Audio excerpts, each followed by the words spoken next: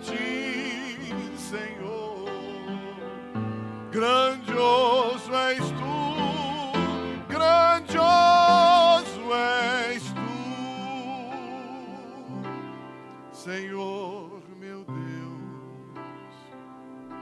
Quando eu maravilhado fico a pensar no teu grandioso ser. Canta, Vivi.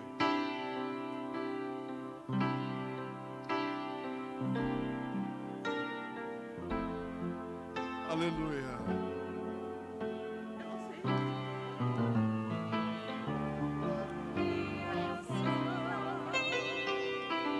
Então minha alma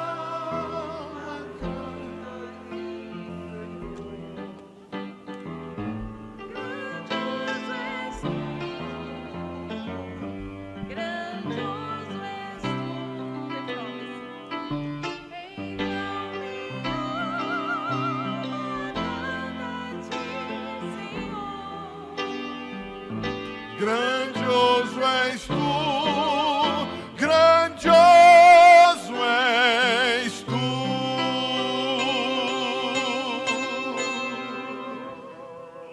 Aleluia. Romanos capítulo 8, versículo de número 1. Eu vou ser bem sucinto, vou tentar fazer uma conclusão bem rápida daquilo que eu quero pensar sobre esse texto. Paulo escreve à igreja de Romanos de uma forma muito direta. A carta de Paulo aos Romanos, ela é a revelação da doutrina da soteriologia, ou seja, da doutrina da salvação. Ela é a carta que você lê, ela testemunha por si só da salvação em Cristo Jesus. E quando eu leio o versículo 8, é um capítulo 8, quando eu leio esse versículo primeiro, nós vamos ver que é um capítulo que nos mostra com profundidade toda a carta de Paulo aos Romanos, ela tem profundidade no que diz. Mas o verso 1 do capítulo 8 diz assim: agora, pois, nenhuma condenação há para os que estão em Cristo Jesus, que não andam segundo a carne, mas segundo o Espírito. Aí eu vou um pouquinho mais, o verso 2 diz: porque a lei do Espírito de vida em Cristo Jesus me livrou da lei do pecado e da morte. Portanto, o que for impossível à lei, no que estava enferma pela carne, isso fez Deus, enviando o seu próprio Filho em semelhança de carne pecaminosa, e no tocante ao pecado, e com efeito, condenou Deus na carne o pecado. Amém? O verso 1 diz que nenhuma condenação há para os que estão em Cristo Jesus. Quando eu olho para esse texto, ele me arremete ao Gênesis, quando Deus cria o homem. Um projeto de criação maravilhosa. Quando Deus cria o homem, Ele cria o homem no intento e no intuito de fazer do homem a coroa da sua glória, da sua criação. Ele cria o homem para que todos os seres olhassem e vissem que a glória de Deus estava inserida ali naquela criatura.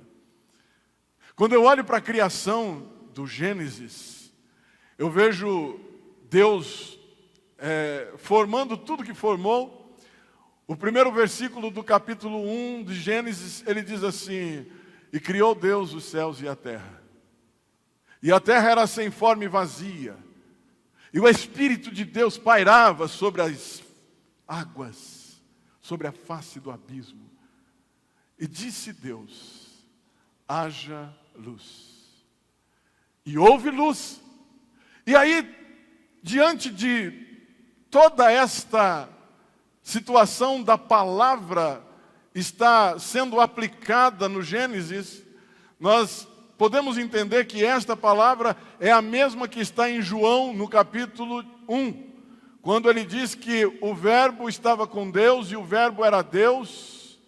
Ele é o Verbo vivo de Deus, que estava no Gênesis e que disse: haja luz, e a luz surgiu. Aí você pode dizer: mas pastor, esse negócio é complicado, porque a gente não dá para entender quanto tempo durou para a luz aparecer, para a luz surgir. É uma incógnita nós pensarmos em relação a esse fator de tempo de criação. Eu não sei se foi um ano, um dia, um minuto, um segundo, ou só a espera do término da fala de Jesus, que é o Verbo. Haja luz, e num passe de mágica criou. Eu não posso precisar para você isso. Mas o que eu entendo é que quando ele disse haja luz, a luz se fez. Ele diz: façamos agora o homem. Depois que ele cria todas as coisas, ele cria o homem. Imagem e semelhança. Imagem e semelhança de Deus. Ele cria um ser perfeito. Ele cria um ser sem pecado. Ele cria um ser do pó da terra. Eu ouvi uma vez um cientista crente explicando a criação do homem, quando ele diz que Deus criou o homem à sua imagem e semelhança, e do pó da terra ele fez o homem. Na Bíblia não está escrito que ele fez um boneco de terra. Não está escrito. Mas ele fez do pó da terra. E ele, com a sua palavra, ele disse as matérias que existem na terra: forme o homem. E o homem foi sendo formado pelas matérias: o zinco, o ferro, o alumínio, tudo que existe de minerais na terra existe no nosso corpo. E tudo que ele foi dizendo para estar no homem, foi havendo nesse corpo, que está, nessa matéria que estava sendo formada. E aquilo que dava massa é o que trouxe essa coisa linda ao mundo, isso aqui. E aí, depois que ele faz isso tudo, era simplesmente um boneco sem vida.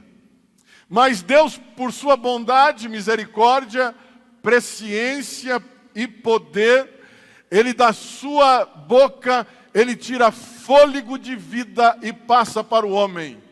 Então a Bíblia diz que Ele sopra nas narinas do homem e faz dele agora alma vivente. A partir de agora o homem tem vida, e vida de Deus, vida santa. Ele passa agora a ter consciência de uma vida santa. Ele era perfeito, não conhecia doença, não conhecia morte, não conhecia ruga na pele, não conhecia cabelo branco, não conhecia suor, não conhecia espinho na terra, das flores, das árvores, não conhecia veneno, não conhecia nada de coisas ruins. Mas um dia ele foi enganado pela serpente, por Satanás. Satanás engana o homem e ele cai no engodo. Então o homem peca, desobedecendo a Deus. Alguém diz assim: ah, mas foi uma maçã. Não importa se foi limão, se foi laranja, se foi maçã, se foi uva. Não importa o que foi. O certo é que o pecado que o homem cometeu foi a desobediência sobre a ordem de Deus. Ele desobedeceu a ordem de Deus e agora ele entra em pecado. Ele não conhecia esse lado ruim da vida. Ele não conhecia esse lado negativo. Ele passa a conhecer agora. Ele passa a ter conhecimento agora do que é ruim e o que é bom, o que é verdade e o que é mentira, o que ele pode deixar à luz e o que ele pode esconder. Ele tem uma consciência agora com malícia. Então ele vê que pecou, que desobedeceu a Deus, ele foge para se esconder de Deus. Porque Deus todos os dias vinha na viração do dia para conversar com o homem, como foi seu culto, assim como nós fazemos para vir aqui para falar com Deus. Apesar que não precisa você estar aqui para falar com Deus. Você pode falar com Deus na sua casa, no seu trabalho, lá no quartel, lá na guarita, lá no seu carro, o dia que você está chorando, o dia que você está sorrindo, o dia que você está amargurado, o dia que você está em depressão, o dia que você está triste, o dia que a enfermidade abateu, o dia que você não tem dinheiro. você pode abrir a sua boca e falar com Deus, porque Ele está em todo lugar. Ele está primeiramente dentro de você, se você o aceitou como Salvador da sua vida. E aí, o homem passa então a ter consciência. Ele tem a consciência de que errou contra Deus. E agora Deus vem e dá a sentença. A partir de agora as coisas vão mudar, Adão. Era para você ser perfeito, mas você falhou. Era para você não trilhar por isso, mas você errou. Então agora vai acontecer assim, assim e assim. Todos vocês conhecem a história de Adão e Eva. Não precisa eu narrar aqui. Mas o certo é que depois que o homem peca, Deus diz assim, depois da sentença: olha, vocês vão ter um prejuízo muito grande por ter cometido essa falha, esse erro tão ultrajante. Vocês terão uma consequência muito grave, drástica. Vocês vão ter que comer com o suor do seu rosto. O homem ia ter que trabalhar. O homem ia ter que lavrar a terra. A terra vai produzir espinhos e cardos, ou seja, ela vai produzir espinhos para dificultar a sua colheita e vai produzir veneno para te prejudicar também. E aí, essa sentença Deus dá ao homem e Ele diz para a serpente: olha, a da mulher eu não vou dizer para não esticar aqui a corda, mas Ele diz assim para a serpente: a mulher vai ter uma semente, e da semente desta mulher nascerá um que vai ferir a sua cabeça. Você vai tentar no calcanhar, mas ele vai ferir a sua cabeça. E aí o tempo foi passando. Depois que esta promessa acontece, o tempo vai passando. Se nós tentarmos imaginar que seria Abraão, quando ele tira Abraão de Ur dos Caldeus, uma terra de pagãos, ele tira Abraão daquela terra e faz Abraão trilhar para um caminho de bênção e vitória, e mostra para Abraão que ele seria pai de uma multidão de nação, mesmo sendo sua mulher estéril, mesmo sendo ele velho, sem poder dar filhos. Se a gente procurasse aquele que traria a semente da mulher, aquele que traria o Cristo, se procurássemos em Abraão, nós falharíamos, porque Abraão falhou. Se procurássemos em Moisés, nós falharíamos, porque Moisés também falhou. Se procurássemos em Josué, nós falharíamos, porque Josué também falhou. Se procurássemos nos juízes, eles falharam. Se procurássemos nos profetas, eles falharam. Se procurássemos nos sacerdotes e levitas, eles também falharam. Mas o certo é que o tempo passou e a promessa de Deus não caiu por terra. Milhares de anos passaram. A nação de Israel cresceu, tomou corpo. O povo começou a entender o processo de Deus e esperar o Messias que foi prometido por Deus lá no Gênesis. E eles esperavam o Messias, e esse Messias nunca chegava. Depois de Malaquias, nós vamos ver que chega um período novo, onde em Mateus, no capítulo 1, nós vamos ver a descendência, a cronologia, a situação cronológica de Jesus, a descendência de Jesus. Nós vamos ver o nascimento de Jesus. E aí então nós vamos ver que é esse moço, essa criança que nasce em Belém, essa criança é a prometida de Deus Pai para a humanidade, não é para o povo de Israel, mas ele é prometido para os homens. Mas quem são essas pessoas? tantos as que vieram antes de Jesus, Malaquias, Obadias, lá atrás o Antigo Testamento, a do Novo Testamento, e até chegar em você, a mim, até chegar nos nossos filhos, até chegar nos nossos netos, até chegar aos nossos bisnetos, até chegar às gerações futuras. Ele veio, o Cristo veio para um fim determinante e definitivo de salvação. Foi para isso que ele nasceu.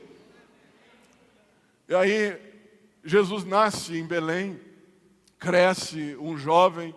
Aos 12 anos, ele é levado para o templo, para o seu momento de provação, probatório, como um estudioso, como um preparado para o sacerdócio.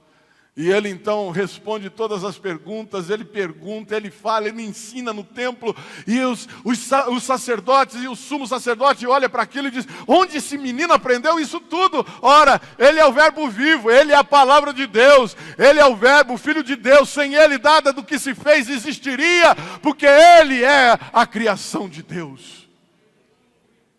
E aí, Jesus cresce, ele começa a cumprir o seu ministério.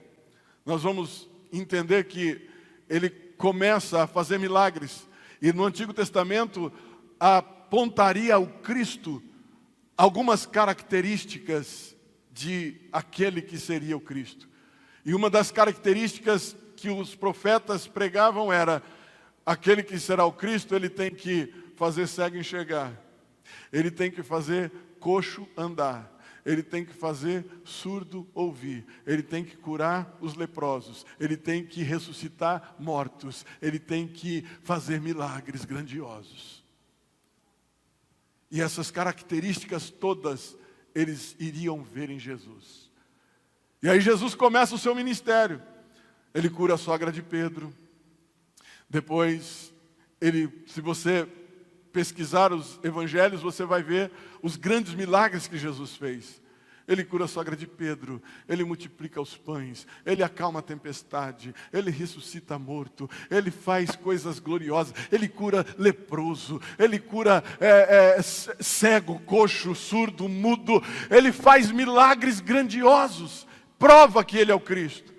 Ele mostra que ele é o Cristo. E quando ele aponta que ele é o Cristo, os sacerdotes, os homens e imperador da época, eles se assustam com aquilo e eles percebem: está sendo apontado este moço verdadeiramente, e ele tem alguma coisa diferente. Tanto que um dia Nicodemos vai procurar Jesus de noite, lá no capítulo 3 de João. Ele procura Jesus e diz: olha, eu bem sei que ninguém pode fazer coisas, sinais, se não for vindo da parte de Deus, como você faz. Então você é um cara diferente. Nicodemos talvez viu ele expulsando um demônio, ouviu falar que ele curou, ouviu falar talvez que ele ressuscitou um morto, ouviu talvez ele dizer que ele ressuscitou o filho da viúva de Naim, a filha de Jairo. Eu não sei o que foi que ele ouviu, um testemunho tão grande, mas ele entendeu que aquele que ele estava procurando de noite, escondido, porque ele era alguém que representava a sociedade judaica na época e não podia se apresentar junto com Cristo, ninguém podia vê-lo com o Cristo, e ele vai na calada da noite procurar por Jesus, mas ele foi bem sucedido, porque quem procura por Jesus encontra felicidade, quem procura por Jesus encontra as respostas da vida, quem procura por Jesus encontra a vida eterna, quem procura por Jesus encontra o milagre, quem procura por Jesus encontra a salvação, quem procura por Jesus encontra a paz, quem procura por Jesus encontra a felicidade real. E o Nicodemos foi procurar por Jesus. Jesus convence ele. E ele vai embora para o seu canto, e Jesus continua o seu trabalho. Precisava cumprir aquilo que a lei pedia. Alguém de sangue inocente, alguém sem pecado, precisava se entregar em troca da dívida que o homem tinha, do nosso pecado. Eu digo nosso pecado porque muita gente não entende essa questão. Quando Adão peca no Éden, o pecado de Adão, nós somos contaminados por este pecado. É por isso que nós ficamos só com o instinto de eternidade. Só com o instinto. Mas não temos, se não encontrarmos com Jesus, se não aceitarmos Jesus como o único e suficiente Salvador da nossa alma. Nós viveremos uma eternidade de sofrimento e angústia. Quando o homem pecou, lá atrás no Éden, Deus criou o homem para ser eterno, não morrer.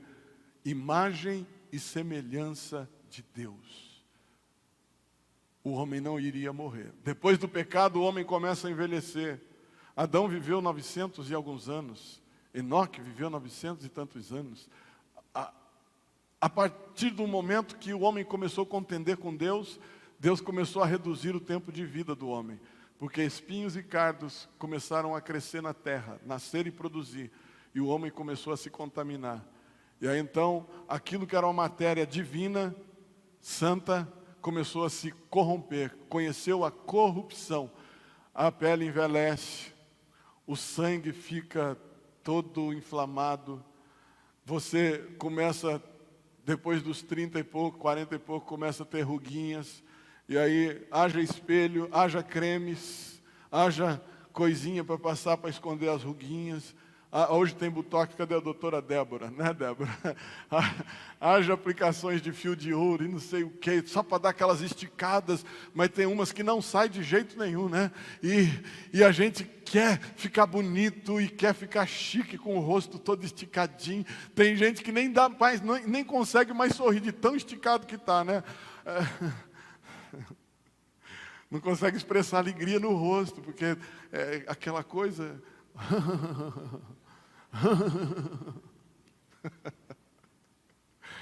E a gente fica velho, esse é o instinto de eternidade. E a gente fica velho, fica doente. Eu tenho uma mãe com 82 anos, vai fazer 83 anos. Ela diz que não tem medo de morte de jeito nenhum. Esses dias deu uma pegada lá na enfermidade, deu uma enfermidade nela esses dias atrás. Ela foi acometida de leucemia bem grave. Aí ela correu para o médico. Desesperada, correu para o médico e vai daqui, vai dali. Mas glória a Deus, está lá. Fez o tratamento, irmão, a negona é tão forte que ela fez o tratamento de quimioterapia, não caiu um fio de cabelo dela, Maili. Está lá, forte. Não posso dizer saudável, que ela está em tratamento ainda. Mas ela não quer morrer, senão ela não iria para o médico, deixaria rolar. A minha avó morreu aos 104 anos. Aí alguém fala assim, nossa, eu vou ter que aguentar o pastor aqui quanto tempo, hein? Eu sou negão que vive muito, viu? Se vira. E a minha avó, aos 100 anos, ela ainda cuidava de um tio que era paralítico, teve paralisia infantil, e ela cuidava, que era o caçula, deve ter uns 70 e poucos anos hoje, e ela cuidava desse tio sozinha. Meu avô faleceu com 96 e ela ficou. E ela cuidava desse tio. Ela não deixava que os filhos pagassem uma faxineira para ela ficar mais sossegada. Ela fazia faxina da casa, fazia comida, até os 103 anos. E aí, aos 104 ela caiu. E leito, velha demais. Leito. Hospital. Porque ninguém quer morrer. Os cientistas estão tentando até hoje duplicar as células para fazer um órgão novo, tipo um rim novo, um baço novo, um fígado novo, um coração novo. Eles nunca vão conseguir, porque isso foi criado pela palavra, pelo verbo. Ninguém vai superar a criação de Deus. Nós podemos construir robôs, nós podemos ser bons em robóticas, nós podemos ser bons em cibernéticos, nós podemos ser bons em aeronáuticas, nós podemos ser bons em marítimas, nós podemos ser bons em matemática, em álgebra, em tantas outras matérias humanas, mas na matéria natural que Deus criou, nós nunca vamos conseguir vencer este Deus, porque Ele é o Criador de todas as coisas. E quando eu olho para esta criação, eu olho para você. Com todas as prerrogativas, características e personalidade que você tem. Ouvido, faculdades, ouvido, olho, nariz, boca. O coração que palpita sem parar.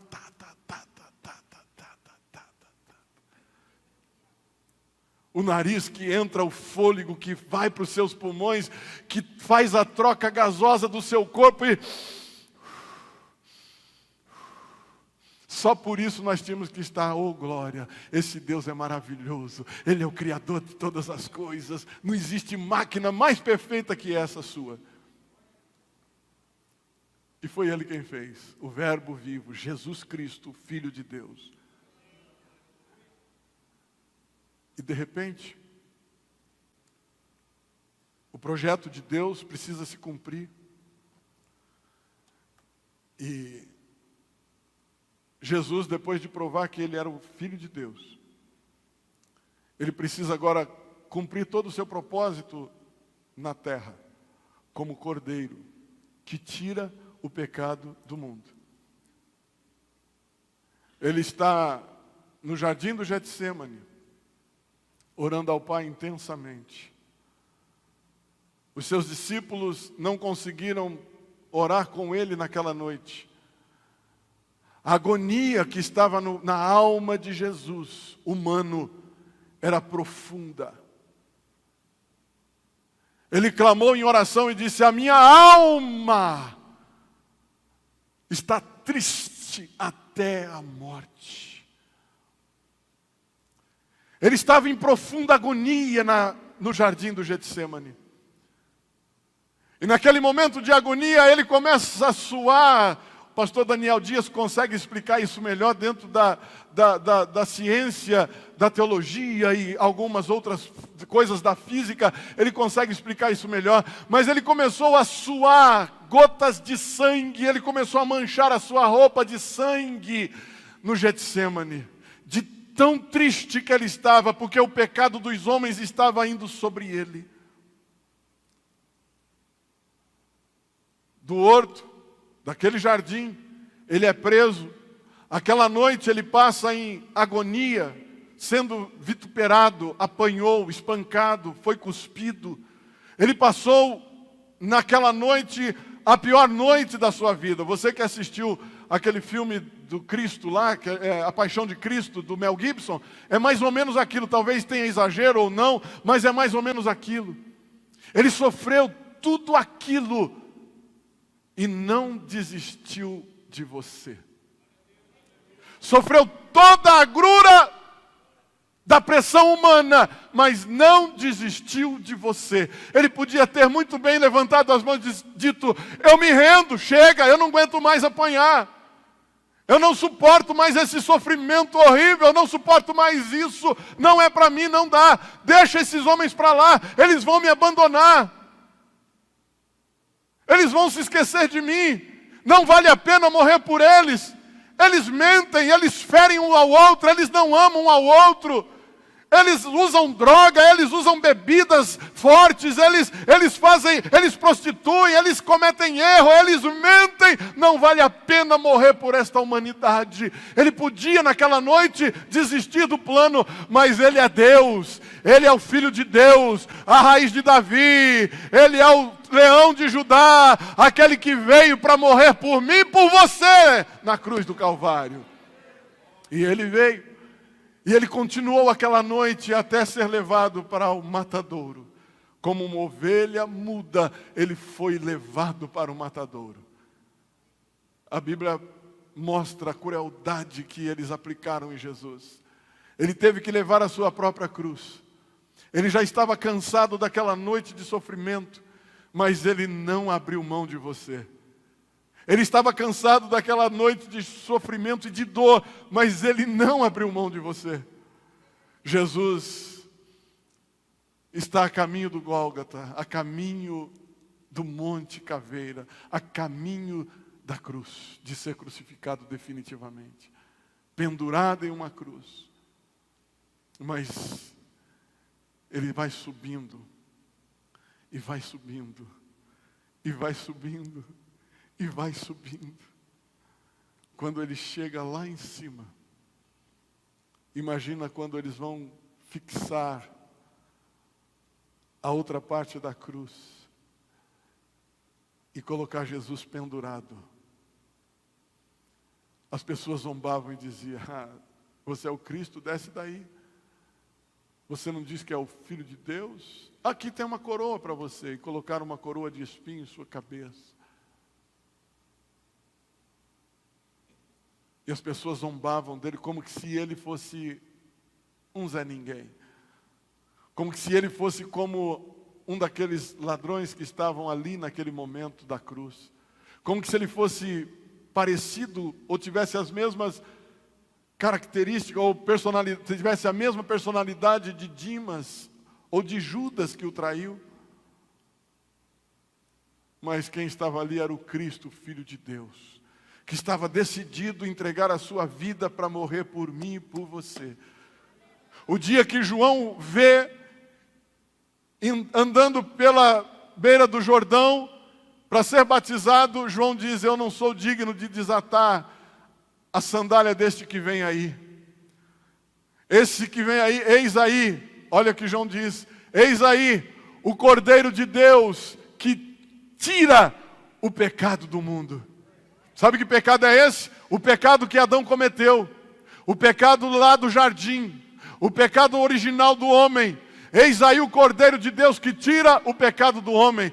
Durante o tempo do Antigo Testamento, quando Deus instituiu o sacrifício, lá em Êxodo, quando Deus institui o sacrifício para Moisés, Ele diz: olha, Moisés, quando você vir aqui no templo, ele fez tudo o que tinha que fazer, deu as medidas e Moisés construiu o que tinha que construir. E ele disse: agora, quando você tiver que vir no templo para fazer sacrifício, para entregar o sacrifício, você tem que pegar um cordeiro de 1 ano, um cordeiro sem marca, sem mancha, sem defeito. Esse cordeiro tem que ser apresentado. Aquela família que levava o cordeiro, eles tinham que cuidar 1 ano daquele cordeiro. Não podia fazer com que aquele cordeiro se machucasse, não podia quebrar uma patinha ou um osso daquele cordeiro. Ele não podia ter um bichinho, ele não podia ter marca no seu pelo, na sua pele. Ele tinha que ser um cordeiro perfeito, porque iria ser apresentado no lugar de sacrifício para o pecado daquela família ser encoberto.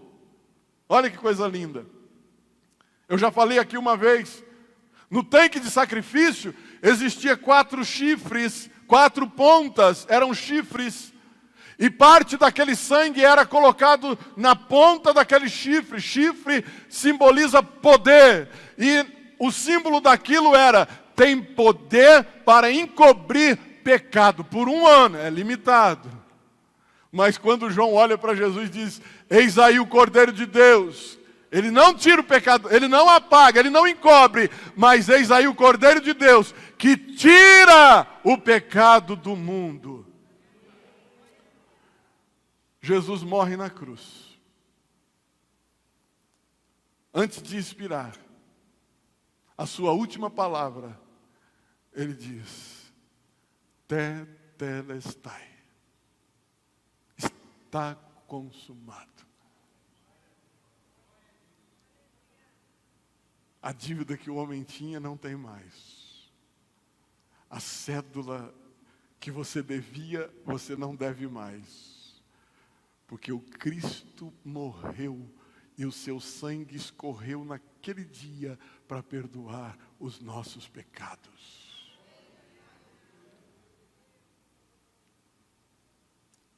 Ele vai para a sepultura em espírito. Ele vai para o tabernáculo celestial. No tabernáculo celestial, existem 2 querubins com espada flamejantes e revolventes. Por favor, Maili, Isaías capítulo 63, eu acho que é o verso 1 e 2 e 3, se não me falha a memória. Os querubins com espada revolventes e flamejantes. Como no jardim do Éden, quando o homem pecou e Deus tirou o homem de lá, Ele colocou esses 2 querubins para guardar o jardim e para nenhum humano, nenhum mortal agora entrar lá e comer da árvore da vida. E agora está isso no céu. Ele está com esse querubim, esses querubins com espada revolvente, flamejante, de fogo e que dá volta em todo o tabernáculo. Ele está lá. E de repente esses 2 querubins que estão guardando o tabernáculo celestial, na visão de Isaías, eles dizem assim, versículo 1, Maili, o verso 1, quem é este? Olha os querubins perguntando, quem é este que vem de Edom, de Bosra, Monte Caveira, com vestes tintas, este que é glorioso em sua vestidura, que marcha com sua grande força? Aí ele responde, eu que falo em justiça, poderoso para salvar. Verso 2, porque está... Aí eles perguntam de novo, por que está vermelha as tuas vestiduras? E as tuas vestes como daquele que pisou uva no lagar. Olha o jardim do Getsemane. Eu sozinho pisei no lagar, e dos povos ninguém se achava comigo. Eu pisei na minha ira, e o esmaguei no meu furor, e o seu sangue salpicou as minhas vestes, e manchei toda a minha vestidura. Esse é o Cristo que morreu, que ressuscitou, e agora está cumprindo o seu papel como sumo sacerdote, e aspergindo no tabernáculo eterno o sangue do Cordeiro de Deus, que tira o pecado do mundo. Ele morre como Cordeiro, ressuscita como sumo sacerdote e leva o sangue e asperge sobre o altar. Cumpre-se a salvação. Plano da salvação perfeito. Agora, ele ressuscita ao 3º dia e ele indica tudo o que se havia de fazer. O reino de Deus havia chegado. O reino de Deus estava ali. Depois Jesus vai aos céus, vai embora. Mas ele diz, como foi dito aqui, eu não vos deixarei órfão. O coral cantou aqui. Eu não vos deixarei órfão. Eu vos enviarei um outro Consolador, que há de estar convosco todos os dias, até a consumação dos séculos. Esse Consolador é o Espírito Santo de Deus que veio. Um dia, os irmãos estão, sobre a ordem de Jesus, reunidos em Jerusalém. Aqui é o lugar, Jerusalém. Eles estão reunidos em Jerusalém. E de repente, a Bíblia diz que um som, como um vento impetuoso e veemente, encheu todo o lugar onde eles estavam reunidos, e foram vistas línguas de fogo sobre eles, e eles falavam em outros idiomas, outras línguas, e todos que estavam ali de outras nações entendiam o que eles falavam, e muita conversão aconteceu naquele dia, e o Espírito Santo veio e encheu aquelas pessoas. Aqui existe um processo assim. No Antigo Testamento, Deus aparecia uma vez por ano, sob a tampa do propiciatório, para o sumo sacerdote, no Santo do Santo, uma vez por ano. Mateus, Jesus está entre os homens, ou seja, Deus encarnado está entre nós. Lá atrás ele diz, faz um tabernáculo, porque eu quero morar no meio de vocês. Agora em Mateus ele diz, eu estou no meio de vocês, o reino de Deus é chegado, aconteceu, agora eu estou aqui em carne e osso, em pessoa. Mas ele morre agora, ele morre. Só que a habitação de Deus agora não é mais em Nazaré, não é lá no templo, com o sumo sacerdote, ou em qualquer lugar onde o templo ia. que era móvel naquela época, e nem no templo de Salomão. Deus não está lá. Jesus não está lá. Jesus não está mais andando pelas ruas de Jerusalém ou em qualquer lugar de Israel. Jesus não está andando por aquelas ruas mais. Não, Ele não está lá. Quando o Espírito Santo foi ao céu, quando o Espírito Santo desceu, Jesus subiu e o Espírito Santo desceu. No dia de Pentecoste cumpriu-se aquilo que Jesus estava dizendo para a mulher samaritana. Ele disse para a mulher samaritana: ô mulher, você está me pedindo água para beber, mas se você soubesse quem te pede, você me daria, você pediria e eu te daria água viva. Água viva, como esse negócio, água que vai fazer brotar em você uma fonte. Fonte é uma fonte que salta para a vida eterna. Sabe quem é esta fonte? É o Espírito Santo que soprou naqueles discípulos lá em Jerusalém. E hoje Ele está soprando sobre a sua vida e dizendo: eu sou Cristo, eu quero habitar na sua vida. Não preciso morar mais em tenda, não preciso estar andando nas ruas de Jerusalém, mas eu quero habitar dentro do seu coração, dentro de você. Aleluia, aleluia. Hoje o Espírito Santo habita dentro de nós. A partir do momento que nós aceitamos Cristo como nosso único e suficiente Salvador, nós podemos ter certeza que Ele está aqui dentro. Que Ele está aqui dentro.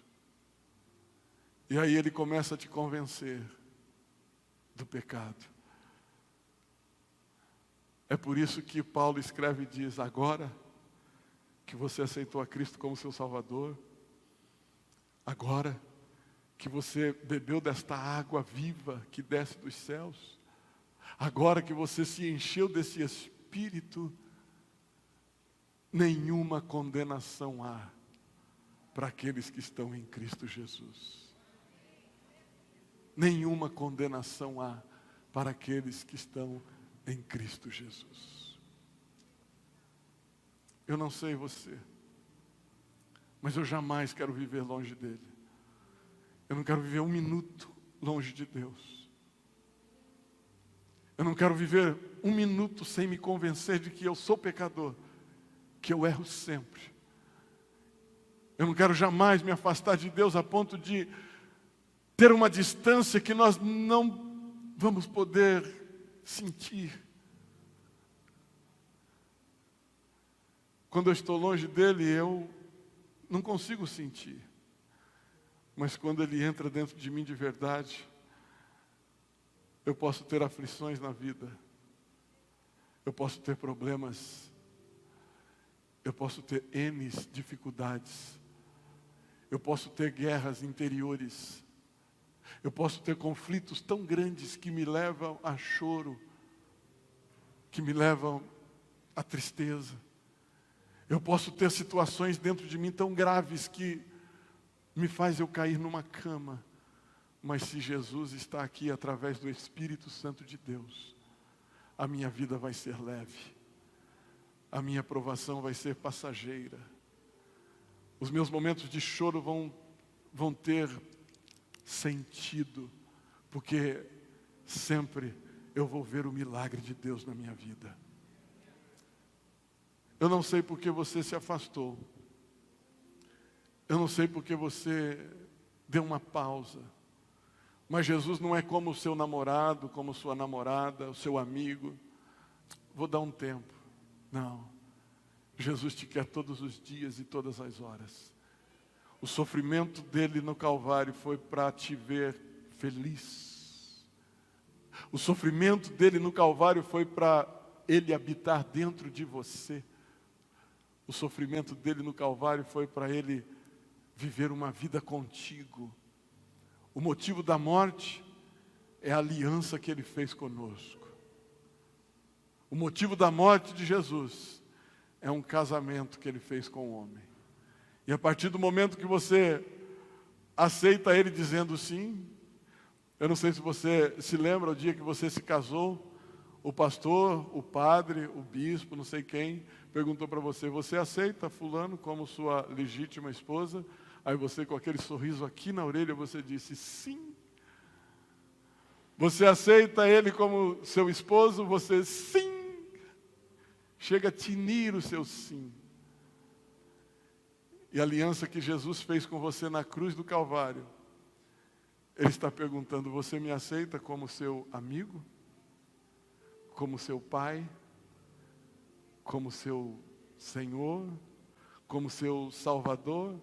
Aquele sangue é o sinal de que eu morri por você. E Ele diz assim: você talvez não teria coragem de morrer por mim, mas eu morri por você. Fui até o final pela sua alma.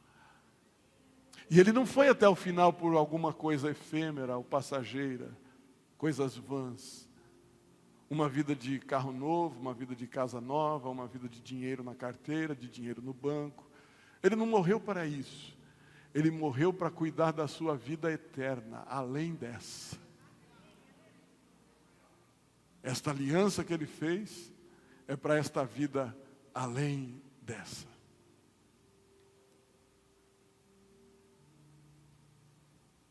Eu vou encerrar aqui, mas eu quero que você tenha entendido esta palavra. Eu quero que você tenha entendido o motivo de Jesus ter morrido no Calvário. Eu quero que você tenha entendido por que não há mais condenação naqueles que estão em Cristo Jesus. Porque é o dia que você aceita Cristo como seu único e suficiente Salvador, o sangue dele começa a fazer efeito na sua vida na hora. Ele te lava. Ele te lava. Ele te purifica. Perdoa os seus pecados. Você começa a sentir a vida de Cristo em você, porque é uma aliança que Ele faz, e a partir de agora não é você mais que vive, mas é Cristo quem vive em você. É inteiramente como um casamento. No casamento você vive para a esposa, e a esposa vive para você. No casamento você pensa como ela, e ela pensa como você. Apesar de haver diferenças, mas sempre está se ajustando aqui, se ajustando ali, se ajustando lá para dar certo no final. E é assim a aliança que Jesus fez. De vez em quando a pessoa diz: mas está tão monótono, está tão difícil. Eu pensei que eu não ia mais ter problema e dificuldade, mas parece que aumentou quando eu vim para a igreja. Você não pode vir para a igreja, você tem que aceitar a Jesus como Salvador. Você não pode virar crente, você tem que ser crente em Cristo Jesus. Você tem que ter a vida transformada e salva na pessoa bendita de Jesus Cristo de Nazaré, através do seu sangue na cruz do Calvário. Eu vou encerrar aqui. Eu espero que você tenha entendido esta palavra. E eu gostaria de saber se existe entre nós. Eu gostaria que você fechasse os seus olhos e refletisse neste momento. Se há alguém entre nós que entendeu esta palavra e que decide hoje uma vida por Jesus, receber Jesus como seu único e suficiente Salvador. Você pode ter coragem de muitas coisas. Você pode ser um homem, uma mulher muito corajosa e forte. Mas muitas vezes, quando nós falamos que Jesus é a razão da vida, e se você decide uma vida com Ele, você é a pessoa mais fraca do mundo. Eu gostaria de saber se você quer receber Jesus como seu único e suficiente Salvador. Para mudar a sua alma, Ele vai te mudar de dentro para fora. Tem alguém que quer receber Jesus como Salvador? Levante uma das suas mãos. Eu quero orar por você. Tem alguém que quer receber Jesus como seu único e suficiente Salvador? Glória a Deus. Temos 2, 3 pessoas aqui. Tem alguém que se afastou e quer voltar para Jesus? Levante a sua mão. Eu quero orar por você nessa noite. Você se afastou e acha que está tudo certo e Jesus está te cobrando por muito tempo. Quer voltar para os braços do Pai? Aproveite esse momento. Vamos estar de pé.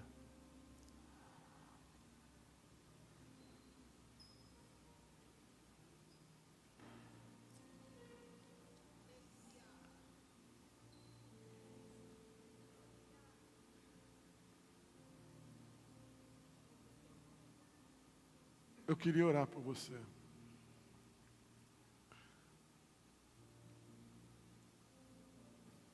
Se não for pedir muito, você que levantou a sua mão, vira aqui à frente, eu quero orar por você.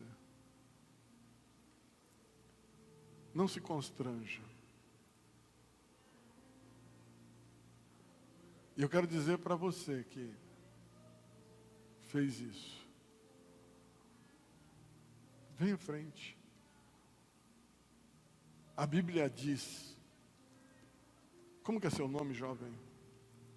Wellington. E o seu nome? Eduardo e Wellington. A Bíblia diz que quando um pecador se arrepende, acontece festa no céu. Às vezes a gente não se considera pecador. Não é verdade? Mas nós somos os mais indignos dos homens. Muitas vezes nós falhamos com o amigo, com o pai, com a mãe em casa, com o irmão, com a pessoa que a gente mais considera. Nós falhamos. É um defeito humano, mas a nossa consciência depois diz assim: pisou na bola. Pisou na bola. E o nosso orgulho não permite que pedimos perdão. O nosso orgulho não permite que baixamos a bola e dizemos assim: eu errei, me desculpa. Mas quando Jesus está aí dentro, você se torna alguém melhor. Alguém facilitado. Alguém que Deus tem acesso. Nós vamos orar. E que a bênção de Deus esteja sobre a vida de vocês. Que a boa mão do Eterno esteja estendida, mudando tudo. Mudando tudo. Deus Santo e Deus Eterno. Aqui estão estas vidas. Eu peço a tua bênção sobre eles. A tua misericórdia sobre eles. Que eles possam sentir, Senhor, a diferença do milagre da salvação. Eles não estão aqui virando crentes. Não. Eles não estão aqui, Senhor, vindo para a igreja. Eles estão aceitando a Ti como Salvador da alma deles. Quero pedir, Senhor, que o Senhor venha perdoar os seus pecados. Escreve os seus nomes no livro da vida. E faça com que o Teu nome seja engrandecido na vida desta família. Pai, no nome de Jesus, que a salvação e a transformação possa ter alcançado os Teus filhos. Que o milagre da salvação, Senhor, esteja acontecendo aqui nesta noite. E que o Teu nome seja glorificado. Eu peço a Tua bênção e te agradeço. Escute só uma coisa. Olha para mim e escute aqui. Existe um livro de Deus que está escrito aqui. Que tem um livro nos céus. Onde está escrito o nosso nome. Sabia disso? Sabia disso ou não? Não? Sabia disso? Nosso nome está escrito lá. Um dia, o povo de Israel estava tão terrível com Deus, que Deus ficou coisado. Aí ele disse assim: Moisés, esse povo é obstinado, esse povo é de dura cerviz, esse povo é teimoso, esse povo é fofoqueiro, esse povo é ruim, eu não vou mais subir com eles, estou fora. Deus se irou e desistiu. Moisés olhou para Deus e disse: Deus, se a tua presença não for conosco, pode riscar o meu nome do teu livro. Deus olhou para Moisés, que talvez parecia com você, ou com você, ou com você, ou com você. Deus olhou para ele e falou assim: não, aí você está pedindo demais para mim. Eu não vou, por esse povo eu não vou perder você. Então eu não vou apagar o seu nome deste livro. Eu vou manter.